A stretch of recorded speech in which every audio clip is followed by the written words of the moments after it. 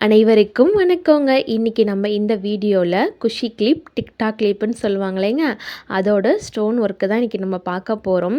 வெளியூரில் போய் எங்களால் பர்ச்சேஸ் பண்ண முடியல அப்படின்னு நினைக்கிறவங்களுக்கு நம்ம ஊரில் இருக்கிற ஃபேன்சி ஸ்டோர்லேயே இப்போ ஹேண்ட்மேடுக்கான மெட்டீரியல்லாம் அவைலபிளாக பாக்கெட் போட்டு கொஞ்சம் கொஞ்சமாக சேல்ஸ் பண்ணிகிட்டு இருக்காங்கங்க. நமக்கு பொருள் பேர் சொல்லி வாங்க தெரியாட்டி நம்ம செல்லை பார்த்துருந்தது ஒரு ஸ்க்ரீன்ஷாட் எடுத்து காமிச்சா கூட எடுத்து கொடுத்துட்றாங்க. இது எங்கள் ஊர் ஃபேன்சி கடையில் போயிட்டு நான் பார்த்து வீடியோ எடுத்ததாங்க இது. ஹேண்ட்மேடுக்கு என்னென்ன வேணுமோ அது எல்லாமே வச்சுருக்காங்க. இங்கே பாருங்களேன், சென்டர் கிளிப்பு சில்வரில் இருக்குது. கோல்டில் வந்து ஸ்டாக் முடிஞ்சிருச்சு, ரீஸ்டாக் பண்ணணும் நாங்கள். சரி, உங்களுக்காண்டி அப்படியே நான் வீடியோ எடுத்துகிட்டு வந்தேன். இப்போ வாங்க வீட்டுக்கு போகலாம்.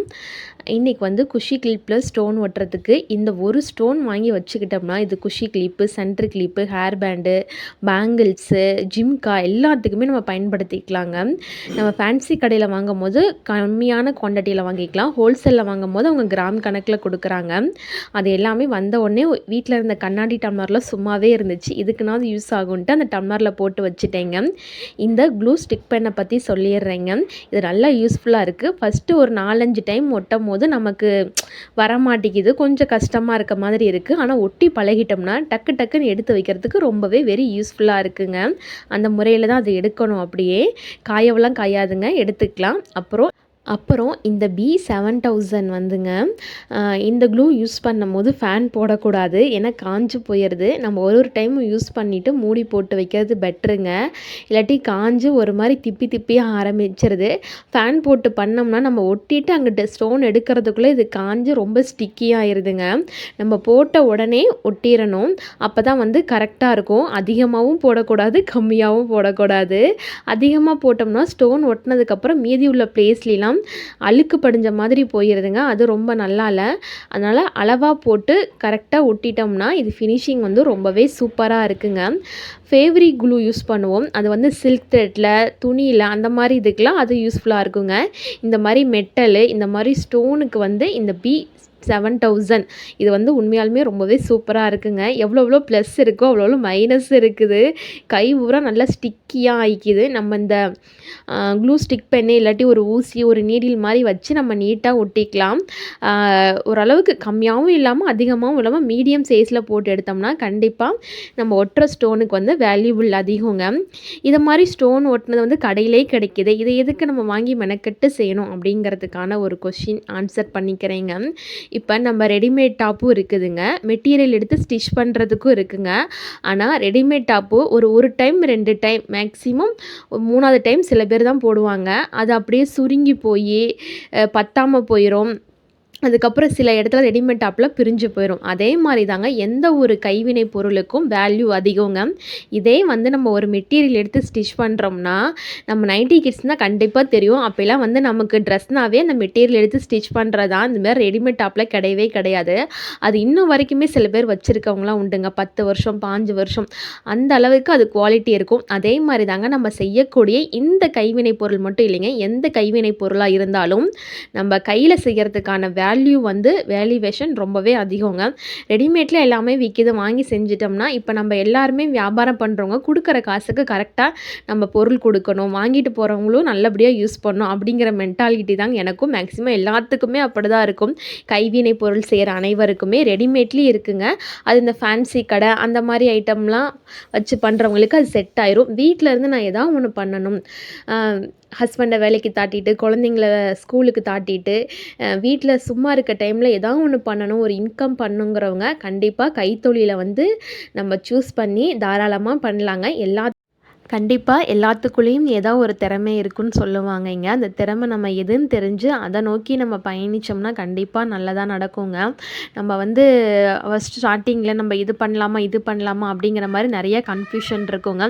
டைலரிங் தெரிஞ்சவங்களுக்கு ஹேண்ட்மேட் தெரியாது, ஹேண்ட்மேட் தெரிஞ்சவங்களுக்கு டைலரிங் தெரியாது. சில பேருக்கு டைலரிங்குமே தெரியும், ஹேண்ட்மேடும் தெரியும். ஆனால் வந்து நம்ம ஃபஸ்ட்டு பிகினராக இருக்கிறோம்னா ஃபஸ்ட்டு ஒன்றில் நல்லபடியாக செஞ்சுட்டு அடுத்தது செஞ்சுட்டு அப்படி தான் போகணும்னு எங்கள் வீட்டில் சொல்லுவாங்க.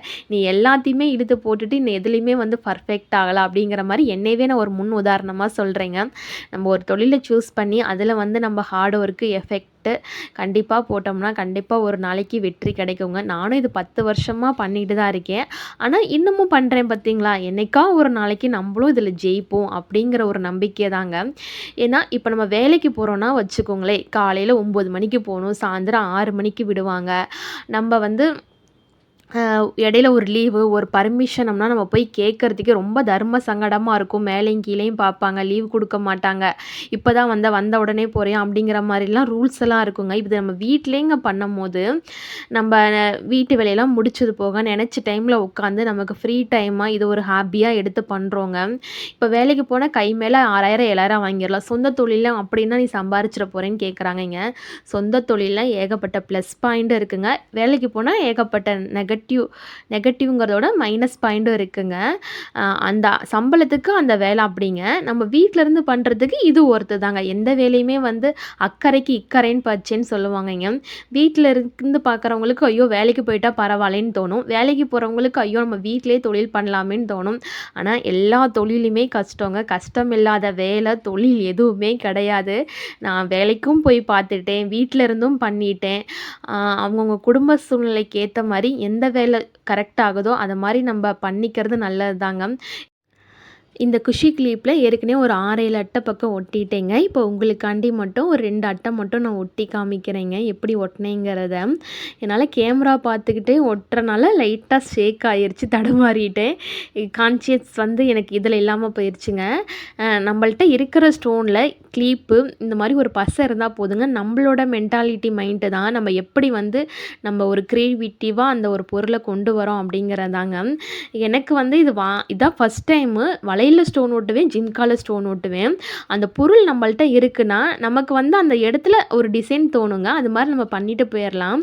நம்ம இது வந்து பார்த்து படித்து புரிஞ்சு அந்த மாதிரிலாம் எதுவுமே இல்லைங்க. இப்போ லேடிஸ் வந்து ஒரு சமையல் அறையில் போய் பொருள்லாம் இருக்குது, நீ சமைச்சிட்டு வாமானா நம்ம ருசியாக சமைச்சிட்டு வந்துடுறோம் இல்லைங்க. அதே மாதிரி தான் எல்லா வேலையுமே அதுக்கேற்ற பொருள் இருந்துச்சுன்னா நம்ம கை வண்ணம் அந்த திறமையை வச்சு நம்ம ஏதாவது ஒன்று பண்ணிட்டோம்னா அதுவே ஒரு டிசைனாக வந்துடுங்க. இது வந்து ஒரு பெரிய விஷயம்லாம் கிடையாது. ஸ்டார்டிங்கில் ஒரு அட்டை ஒட்டுற வரைக்கும் எனக்கு லைட்டாக ரொம்ப டைம் ஆச்சு, ரொம்ப கசகசன்னு வந்துச்சுங்க. அதுக்கப்புறம் நான் ஒட்டி பழகினதுக்கப்புறம் டக்கு டக்குன்னு ஒட்டியாச்சுங்க. இந்த ஒட்டின கிளிப்பெல்லாம் உங்களுக்கு ஒரு டிசைனாக இருக்கட்டும்ங்கிறதுக்காண்டி நான் அப்படியே வீடியோவில் காமிக்கிறேங்க. ஸ்டோன் கிடைச்சா இந்த மாதிரி ஒட்டி நம்ம வியாபாரத்துக்கு இல்லைங்க, வீட்டில் பெண் குழந்தைங்கள்லாம் வச்சுருக்கீங்கன்னா கண்டிப்பாக இந்த மாதிரி நீங்களும் ஒட்டி பெண் குழந்தைங்களை அழகுப்படுத்துங்க. வீட்டில் இருந்து சின்ன முதலீட்டில் ஏதோ ஒன்று பண்ணணும் அப்படின்னு நினைக்கிறவங்க இந்த குஷி கிளிப்பு, ஸ்டோன் இதெல்லாம் வாங்கிட்டு வந்து வச்சு நம்ம மெல்ல மெல்ல இந்த கிளிப்பு, அப்புறம் சென்டர் கிளிப்பு, பேண்டு, வளையல் அந்த மாதிரி. ஏன்னா இப்போ ட்ரெண்டிங்கில் வந்து இந்த டைலரிங், இந்த ஆரி ஒர்க்கு சம்மந்தப்பட்டது, இந்த பேங்கிள்ஸ் இது மாதிரி தாங்க இருக்குது. நம்ம முயற்சி பண்ணுவோம். 10 பேர் கேட்டாங்கன்னா அதில் ஒருத்தர் தான் வாங்குவாங்க, மீதி 9 பேர் கேட்க மாட்டாங்க. ஃபஸ்ட்டு கேட்குறாங்க, அதுக்கப்புறம் வாங்கலேன்னு நினச்சி யாருமே கவலைப்பட வேண்டாங்க. நான் அந்த ஸ்டேஜில் தான் வருவேன். வாங்கிக்கிறேன்ப்பா கொண்டு வாங்கன்னு சொல்லுவாங்க. கொண்டு போனால் அவங்க வாங்க மாட்டாங்கங்க.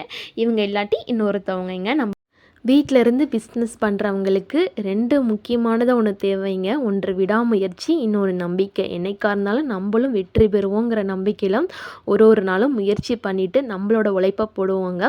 கண்டிப்பாக உழைப்பிற்கேற்ற பலன் கை மேலே கண்டிப்பாக கிடைக்கும். என்னோட அனுபவத்தில் எனக்கு தெரிஞ்சதை நான் ஷேர் பண்ணிக்கிட்டேங்க. இதில் ஏதாச்சும் குற்றம் குறை இருந்தால் மன்னிக்கவும். நெக்ஸ்ட்டு நம்ம ஒரு மேக்கிங் வீடியோவாக பார்க்கலாங்க. நெக்ஸ்ட்டு வந்து சென்டர் கிளிப் மேக்கிங் வீடியோ போடுறேங்க. இந்த வீடியோ உங்களுக்கு பிடிச்சிருந்தா மறக்காமல் லைக் பண்ணுங்கள், ஷேர் பண்ணுங்கள், கமெண்ட் பண்ணுங்கள், சப்ஸ்கிரைப் பண்ண மறந்துடாதீங்க. வீடியோ பொறுமையாக பார்த்த அனைவருக்கும் மிக்க நன்றிகள்.